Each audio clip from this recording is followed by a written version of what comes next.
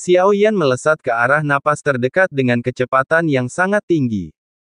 Ini adalah ular kabut asap dan api.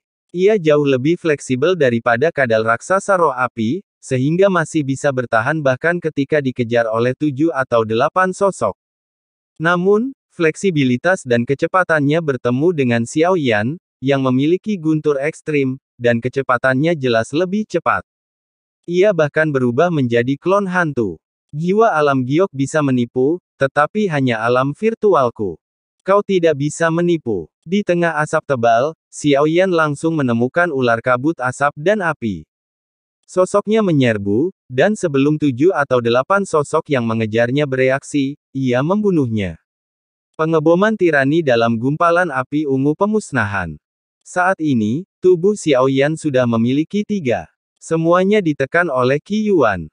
Siapa yang kita kejar begitu lama? Tidak ada etika bela diri, sangat penuh kebencian. Kemudian datanglah penyiksaan yang mengguncang bumi dari orang-orang ini. Namun Xiao Yan telah menghilang dan bergegas menuju yang ketiga. Sungguh aneh. Ketiga api ungu pemusnahan ini tidak mau menyatu, seolah-olah mereka tidak sama. Xiao Yan mengamati api ungu pemusnahan di tubuhnya dari waktu ke waktu hingga ia mendekati napas ketiga lagi.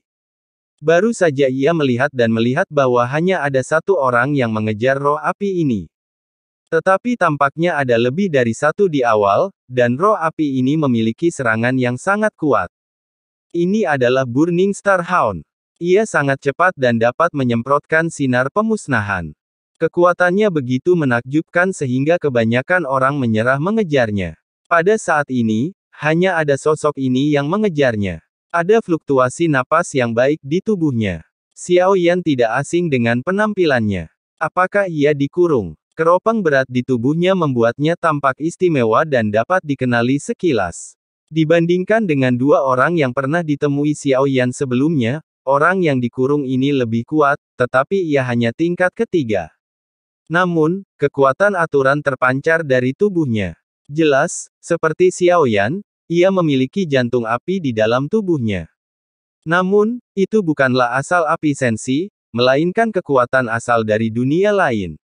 Aku tidak tahu apakah aku bisa membunuhnya dan mengambil asal-usulnya. Mata Xiao Yan berkilat. Karena mereka semua datang ke sensi untuk merampas kekuatan asal, mengapa ia tidak bisa mengambilnya ketika itu datang padanya? Meskipun ini bukan invasi seperti Taiksu, kekuatan itu datang dari dunia lain dan ingin merampas kekuatan asal sensi.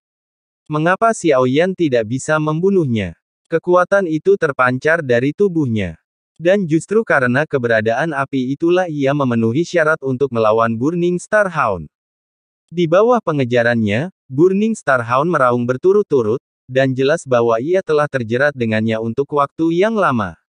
Serangan anjing itu melemah, dan orang yang berada dalam tahanan rumah juga memiliki niat untuk membunuh. Api biru tua melonjak keluar dan berubah menjadi telapak tangan raksasa. Itu akan menelan api Burning Sky Hound. Burning Sky Hound segera siap untuk melarikan diri. Ia memilih arah, tetapi yang datang ke arahnya adalah tinju seperti meteor yang jatuh. Dengan suara teredam, tinju itu menyebar, membuatnya tidak punya tempat untuk melarikan diri. Meskipun kecepatan dan serangannya kuat, pertahanannya jauh lebih buruk. Pukulan ini langsung menghancurkannya berkeping-keping dan mengubahnya menjadi api ungu pemusnahan. Orang yang berada dalam tahanan rumah tidak berani mengabaikannya sama sekali. Ia menemukan seseorang menyambarnya dan bergegas maju. Namun, kecepatannya tentu saja tidak secepat Xiao Yan, dan daya hisap yang kuat langsung terpancar. Api ungu pemusnahan ditelan oleh Xiao Yan, dan orang yang berada dalam tahanan rumah itu tertegun, jelas membuatnya marah. Ia kembali menemui jalan buntu untuk waktu yang lama, dan akhirnya menemukan kesempatan untuk membunuh, tetapi ia tidak pernah menyangka kesempatan itu akan direnggut oleh seseorang di saat kritis. Ia murka, mengangkat telapak tangannya, dan api Yulan berubah menjadi telapak tangan raksasa. Ia menamparnya dengan keras ke arah Xiao Yan, dan berkata, "Ludahkan orang-orang dari Beidi."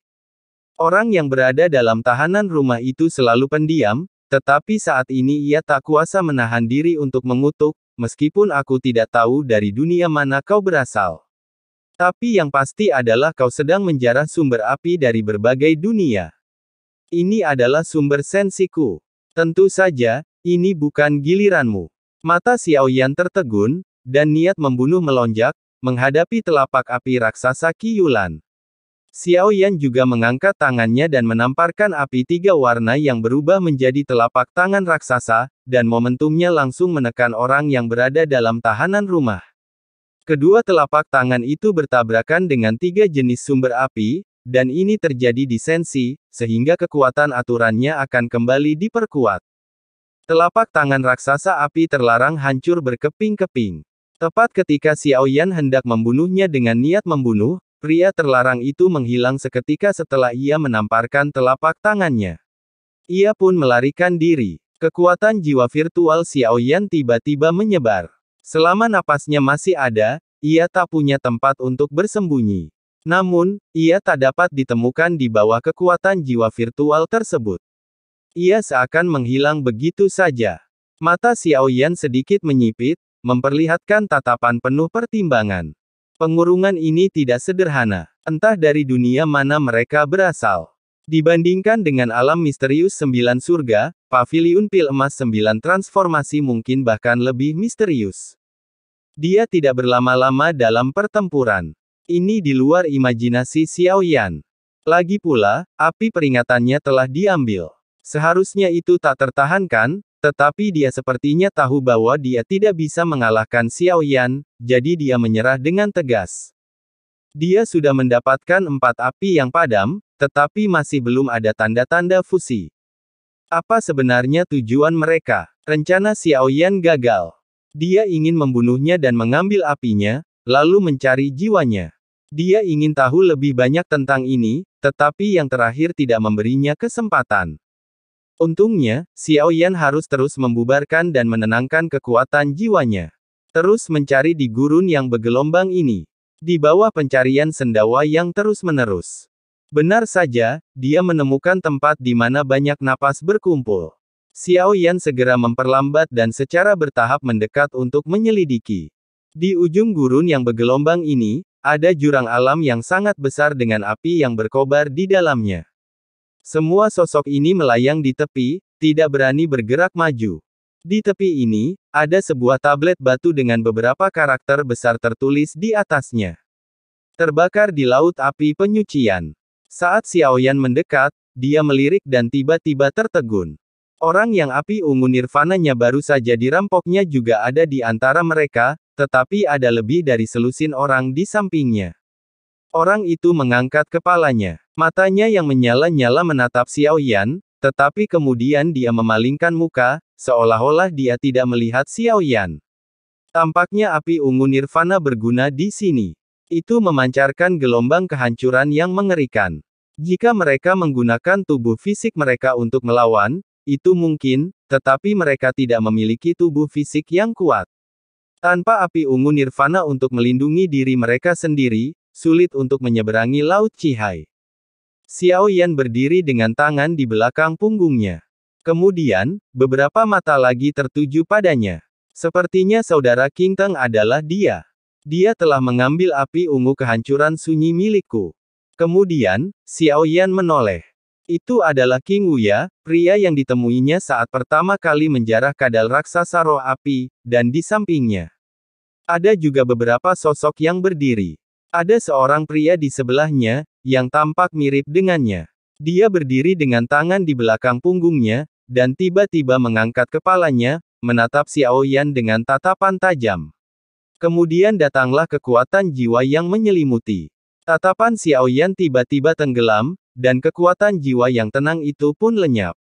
Apakah King Teng di sebelah King Wuya telah pergi?